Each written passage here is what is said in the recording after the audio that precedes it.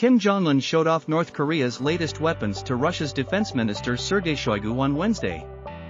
Pyongyang invited the Russian delegation led by Mr Shoigu, as well as Chinese officials.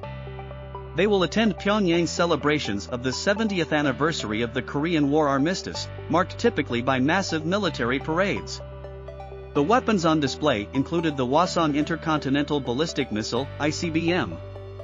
Successfully tested in April, it is believed to be the country's first ICBM to use solid propellants, which makes it quicker to launch than liquid fuel ones. Also on show were two new drone designs, including one resembling the primary offensive strike drone used by the U.S. Air Force, according to NK News, a specialist site focusing on North Korea.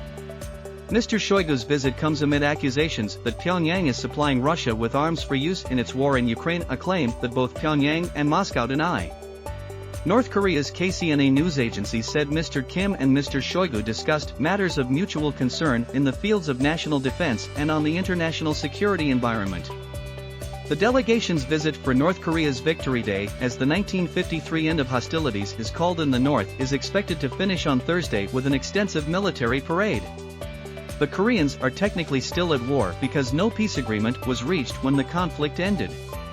Both Russia and China are longtime allies of North Korea. Their visit marks the first time Mr. Kim has thrown open the doors to foreign guests since the COVID pandemic.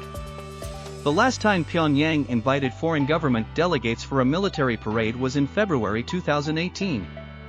Mr. Kim had a friendly talk with Mr. Shoigu, who handed him an autographed letter from Russian President Vladimir Putin, KCNA said, adding that he had later called North Korea's military the most powerful in the world.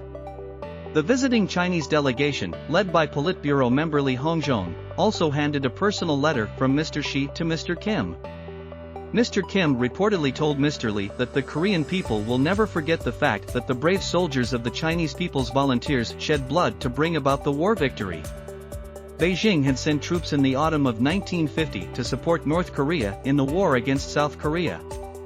The then Soviet Union also supported North Korea in the war. Since the collapse of the USSR in 1991, Russia has remained a natural ally for North Korea because of their mutual dislike for the US. Some analysts say the inclusion of Chinese and Russian envoys in this year's Victory Day parade hints at a possible loosening of COVID restrictions.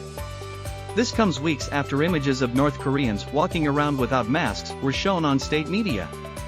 The reclusive country had sealed itself off from all trade and diplomatic ties in early 2020, even with Russia and China, its main economic and political partners.